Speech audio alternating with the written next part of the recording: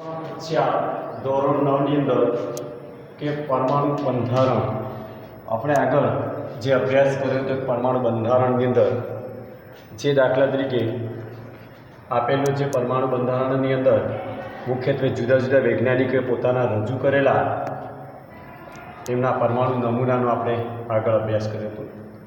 ત્યારે જે રુથરફોર્ડે જે પરમાણુ બંધારણનો જે નમૂનો આપ્યો હતો એનો કેટલાક જે ખામીઓ હતી ત્યારે બોહર નામના જે વૈજ્ઞાનિકે પરમાણુ નમૂનો રજૂ કર્યો હતો અને એ પરમાણુ નમૂનો આપણે અહીંયા આકૃતિમાં જોઈ શકીએ છીએ કે બોહરે જે પરમાણુ નમૂનો જે રજૂ કર્યો હતો તે પરમાણુ બંધારણમાં વિશે નીચેની કેટલીક અભિધારણાઓ રજૂ કરી કે કેટલીક જે રુથરફોર્ડની જે ખામી રહી હતી એને વિરોધમાં, એટલે કે એમાં શું ખામી હતી અને હકીકતમાં પરમાણુ નમૂનો કેવો હોય એનો ઊંડાણપૂર્વક અભ્યાસ બોહરે કર્યો હતો. એમાં પહેલું જે હતી ઇલેક્ટ્રોન સ્વતંત્ર કક્ષા તરીકે અમુક કક્ષાઓ પરમાણુ કક્ષા તરીકે ઓળખાય છે. ત્યાં જ્યારે બોહરે રુથરફોર્ડે કીધું હતું કે તેની કક્ષાઓમાં ઇલેક્ટ્રોન એ સ્થાયી છે, પણ આવું નથી. કે બોહરે એવું કીધું કે જે પરમાણુ કક્ષાઓ જે છે પરમાણુના કેન્દ્રમાં ન્યુટ્રોન પ્રોટોન હોય એની જે બહારની જે જુદી જુદી કક્ષાઓ જે છે એ કક્ષામાં અમુક જે કક્ષાઓ જે છે એની અંદર ઇલેક્ટ્રોન ફરે છે, તે જ એ કક્ષાઓ પરમાણુ માટે વેલિડ છે, બાકીની નથી. તો પરમાણુની જે સ્વતંત્ર કક્ષાઓમાં અહીંયા આપેલું છે કે જે પહેલી કક્ષા, બીજી કક્ષા, ત્રીજી કક્ષા, એની અંદર આ પરમાણુ જે કક્ષાઓમાં ઇલેક્ટ્રોન એ પરિભ્રમણ કરતા હોય છે. એટલે આ જે પરિભ્રમણ કરતા જે ઇલેક્ટ્રોન હોય છે તે પરિભ્રમણ કરતાની સાથે એને કે ઇલેક્ટ્રોન વિકિરણ ઉર્જા મુક્ત કરે છે અને ત્યારબાદ જે આ કક્ષાઓ જે છે તેમાં ઉર્જા સ્તર એટલે ઉર્જાનો સ્ત્રોત તરીકે ઓળખાય છે. પરમાણુ કોઈ પણ પરમાણુ હોય પણ પરમાણુની અંદર ઉર્જા રહેલી હોય છે. પરમાણુની અંદર રુથરફોર્ડે કીધું કે અવિભાજ્ય છે, પણ કેટલાક વૈજ્ઞાનિકો સંશોધન કરતાં આગળ જોતા કે પરમાણુ વિભાજ્ય છે. આવું ત્યારે દાખલા કે આપણે એક પરમાણુની જે કક્ષાઓ જે છે એની કક્ષા સાથે એક બોહરનો જે નમૂનો રજૂ કર્યો છે. પરમાણુ ખરેખર નરી આંખે જોઈ શકાતો નથી, સૂક્ષ્મ છે, અવિભાજ્ય કણ જેવો છે. આજ પણ આવી આપણી ધારણા છે, પણ નવું સંશોધન કરતાં વિભાજ્ય થઈ શકે છે, પણ આપણી એક ધારણા પ્રમાણે તેના ભાગ પડી શકતા નથી. પણ છતાં જે વૈજ્ઞાનિકોએ પોતાનું એક જે મોડલ રજૂ કર્યું છે તેની અંદર સૌથી તેના કેન્દ્રમાં આ જે કેન્દ્ર છે એ કેન્દ્રમાં પ્રોટોન અને ન્યુટ્રોન રહેલું હોય છે. પ્રોટોન ધન વીજભાર ધરાવે છે, ન્યુટ્રોન તટસ્થ છે, એ વીજભાર વિહીન છે. એના પછી જે બોહરે એને જે અહીંયા 4 કક્ષાઓ આ નમૂનામાં દર્શાવી છે. પ્રથમ કક્ષા, બીજી કક્ષા, ત્રીજી કક્ષા અને ચોથી કક્ષા. પ્રથમ કક્ષાને જે આલ્ફાબેટમાં કેપિટલની અંદર કે વડે દર્શાવી છે. બીજી કક્ષા જે છે એને એલ વડે દર્શાવવામાં આવે છે. ત્રીજી કક્ષા છે એને એમ વડે દર્શાવી છે અને ચોથી કક્ષા છે એન વડે એમને દર્શાવી અને એક વિસ્તૃત સમજૂતી આપતો એક પરમાણુની જે કેવી રચના છે એનો બોહરે બહુ સરસ રીતના આ પરમાણુનું એક નમૂનો રજૂ કર્યો છે કે પરમાણુ બંધારણ કેવું હોય. તો જે અહીંયા પરમાણુના બંધારણમાં કક્ષા કેન્દ્રમાં પ્રોટોન અને ન્યુટ્રોન છે, જ્યારે આ જે કક્ષાઓ જે છે કક્ષાઓની અંદર ઇલેક્ટ્રોન રહેલા હોય છે. પહેલી કક્ષા, બીજી કક્ષા, ત્રીજી કક્ષામાં પણ ઇલેક્ટ્રોનની સંખ્યા જુદી જુદી હોય છે. અહીંયા પહેલી કક્ષા હોય તો પહેલી કક્ષાની અંદર ઇલેક્ટ્રોન 2 રહેલા હોય છે. બીજી કક્ષા છે તેની અંદર ઇલેક્ટ્રોન 8 છે અને ત્રીજી કક્ષા છે એની અંદર દાખલા 18 છે. ચોથી કક્ષાની અંદર 32 છે. પણ આ ઇલેક્ટ્રોન સમાવવાની પણ ક્ષમતા અલગ જ છે. આ ઇલેક્ટ્રોન જે છે એ પોતે આ કક્ષાઓમાં પોતાના કેન્દ્રની આસપાસ એ પરિભ્રમણ કરે છે, પોતાની કક્ષામાં જ રહી એ કેન્દ્ર તરફ ખેંચાયેલા છે. આ જે કેન્દ્ર છે, કેન્દ્ર એ પોતાની આસપાસ રહેલા જે ઇલેક્ટ્રોન છે એ પોતાની તરફ આકર્ષણ બળ લગાવી અને તે પોતાની તરફ ખેંચી રાખે છે. એટલે પોતાની કક્ષાની અંદર જ, એટલે પ્રથમ કક્ષામાં, બીજી કક્ષામાં, ત્રીજી કક્ષા, ચોથી કક્ષા હોય એ કક્ષામાં રહેલા ઇલેક્ટ્રોન પોતાની જ કક્ષામાં રહી અને પરિભ્રમણ કરી અને ઇલેક્ટ્રોન એટલે કે આ ઇલેક્ટ્રોન છે જે કે એ ઉર્જા મુક્ત કરે છે. અહીંયા પહેલી કક્ષામાં રહેલા ઇલેક્ટ્રોન હંમેશા એકબીજાને વિરોધાભાસી સામસામે જ ગોઠવાય. પહેલી કક્ષામાં 2 ઇલેક્ટ્રોન છે તો અહીંયા જે ઇલેક્ટ્રોન હશે બિલકુલ એની સામે જ હશે. બીજી કક્ષામાં 8 ઇલેક્ટ્રોન છે, તો 8 ઇલેક્ટ્રોન જે બે પેર જોડ હોય એકબીજાની સામે જ, અહીંયા પ્રથમ કક્ષાનો ઇલેક્ટ્રોન અહીંયા હોય તો બીજો અહીંયા હશે, ત્રીજો અહીંયા હશે, ચોથો અહીંયા હશે, પાંચમો અહીંયા હશે, છઠ્ઠો અહીંયા, સાતમો અને આઠમો. એટલે કે હંમેશા કોઈ પણ પ્રકારના જે કક્ષામાં ઇલેક્ટ્રોન હોય છે એ ઇલેક્ટ્રોન એ અસ્તવ્યસ્ત નહીં પણ એકબીજાની વિરોધાભાસી રહી અને સતત પોતાની કક્ષામાં રહી પરિભ્રમણ કરે છે, ઉર્જા મુક્ત કરે, પણ તે એકબીજાને બિલકુલ સામે ગોઠવાયેલા હોય છે. એટલે કે પરમાણુ બંધારણની અંદર ઇલેક્ટ્રોન ગોઠવવાની અથવા ગોઠવાયેલા એ ચોક્કસ સ્થિતિમાં હોય છે.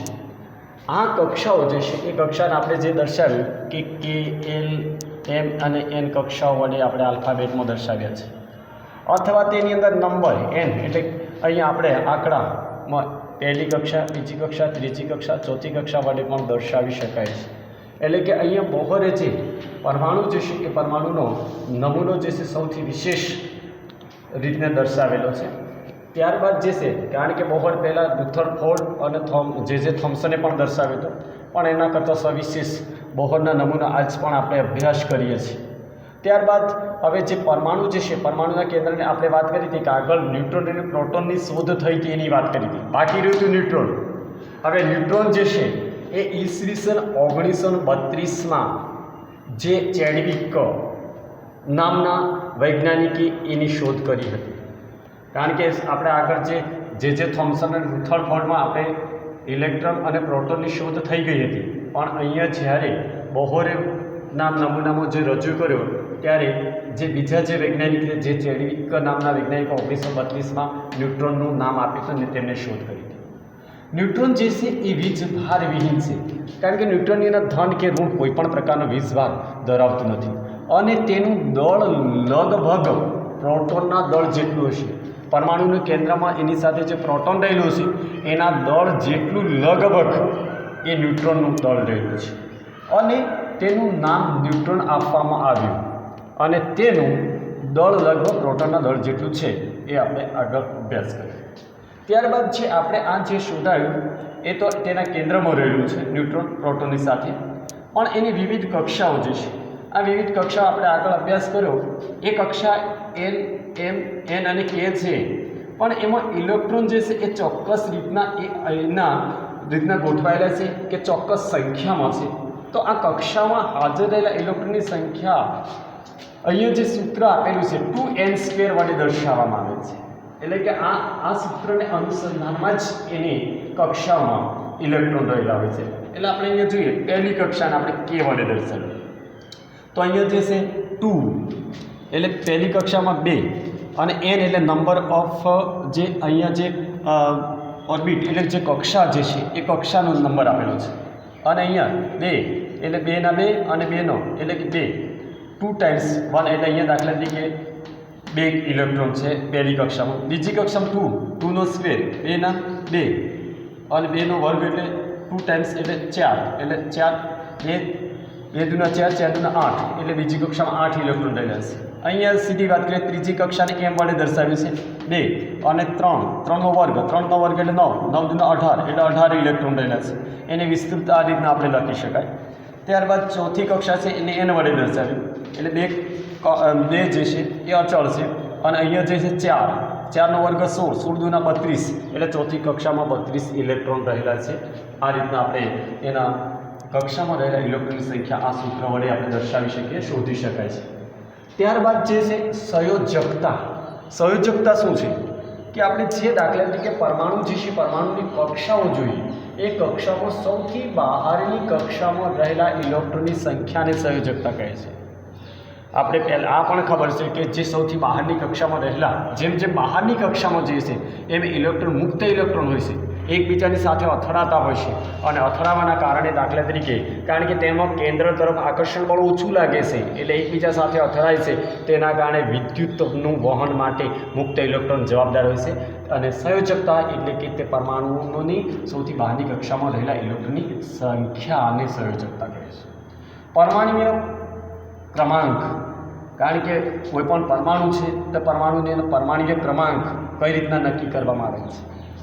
તો પરમાણુના કેન્દ્રમાં રહેલો પ્રોટોન એ પરમાણુના કેન્દ્રમાં રહેલો છે પરમાણુના કેન્દ્રમાં રહેલા પ્રોટોનની સંખ્યા એ પરમાણ્વીય ક્રમાંક. પરમાણુ જે છે, પરમાણુના કેન્દ્રમાં જે પ્રોટોન રહેલો છે, પ્રોટોનની સાથે ન્યુટ્રોન છે, પણ ન્યુટ્રોન એક તટસ્થ છે, પ્રોટોન ધન વીજભાર ધરાવે છે. એટલે દરેક પરમાણુ આપણે અત્યાર સુધી શોધાયેલા 118 જે તત્વો જે છે એ દરેક તત્વોના એ પરમાણુ ક્રમાંક અલગ અલગ હોય છે. તેની જે ગોઠવણી છે તેમાં રહેલા પરમાણુ ક્રમાંકની જે સંખ્યા તેના કેન્દ્રમાં રહેલા પ્રોટોનને આભારી હશે. પ્રોટોનની જેટલી સંખ્યા હોય એ પરમાણુ ક્રમાંક, અને તેને આપણે કેપિટલ્સ જે દાખલા તરીકે એક આલ્ફાબેટ વડે દર્શાવવામાં આવે છે. ઝેડ એટલે કે આપણે પરમાણુ ક્રમાંક. એટલે પરમાણ્વીય ક્રમાંક હંમેશા દાખલા પરમાણુની અંદર દર્શાવવા માટે આપણે ઝેડનો ઉપયોગ કરીએ છીએ. દાખલા તરીકે હાઇડ્રોજન છે એનો પરમાણુ ક્રમાંક Z=1 પહેલો છે. હાઇડ્રોજન આપણા મેન્ડેલિવના આવર્તન પુસ્તકમાં આપેલું છે. નંબર 1 પર હાઇડ્રોજન છે એટલે એનો પરમાણુ ક્રમાંક 1 છે. દાખલા તરીકે કાર્બન લઈએ તો કાર્બન 6થા સ્થાન પર છે, તેની અંદર પ્રોટોનની સંખ્યા 6 છે એટલે પરમાણુ ક્રમાંક 6 થાય. ત્યારબાદ દળ ક્રમાંકની વાત કરીએ છીએ. આ પરમાણુ જે છે, પરમાણુનું દળ પદાર્થમાં રહેલો દ્રવ્યનો જથ્થો, માસ, જે દળ એનું ક્રમાંક કઈ રીતના નક્કી કરવામાં આવે છે. તો પરમાણુના કેન્દ્રમાં રહેલા પ્રોટોન અને ન્યુટ્રોનના કારણે હોય છે. એટલે પરમાણુનું જે કેન્દ્ર જે છે એ પરમાણુના કેન્દ્રમાં પ્રોટોન અને ન્યુટ્રોન છે.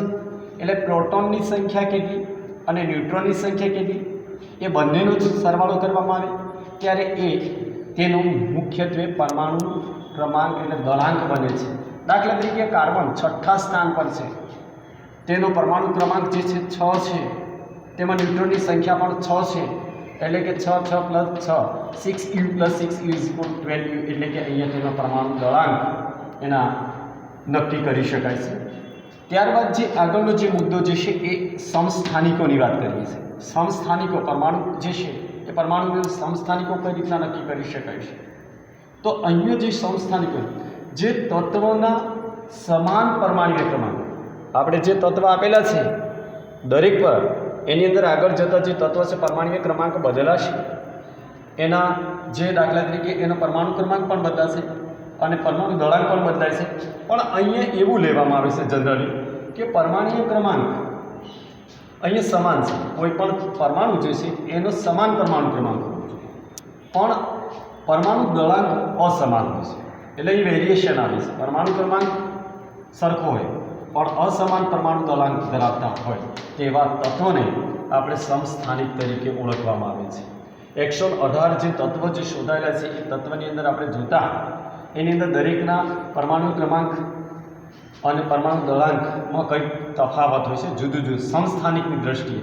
અહીંયા આપણે થોડા આપેલા છે કે અહીંયા જે છે પહેલું જે ઉદાહરણ તરીકે પ્રોટિયમ જે છે એટલે કે અહીં હાઇડ્રોજનના જ પાર્ટ છે. હાઇડ્રોજનના 3 ભાગ છે એના સમસ્થાનિકો છે. એક પ્રોટિયમ છે, ડ્યુટેરિયમ છે અને ટ્રિટિયમ છે. આ હાઇડ્રોજનના એની અંદર એના જે સમસ્થાનિકો જે છે.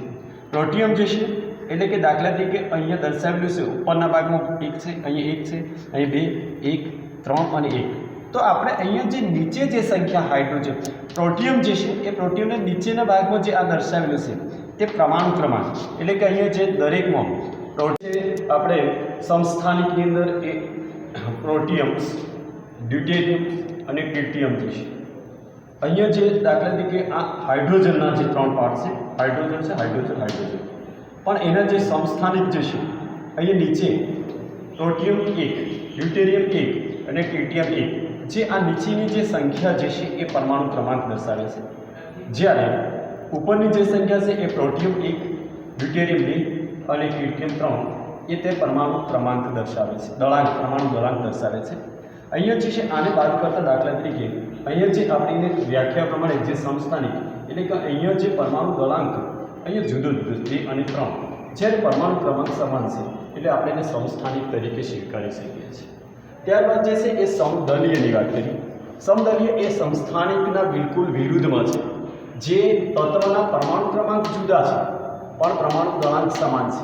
સમસ્થાનિકમાં પરમાણુ ક્રમાંક સમાન હતો પણ પરમાણુ દળાંક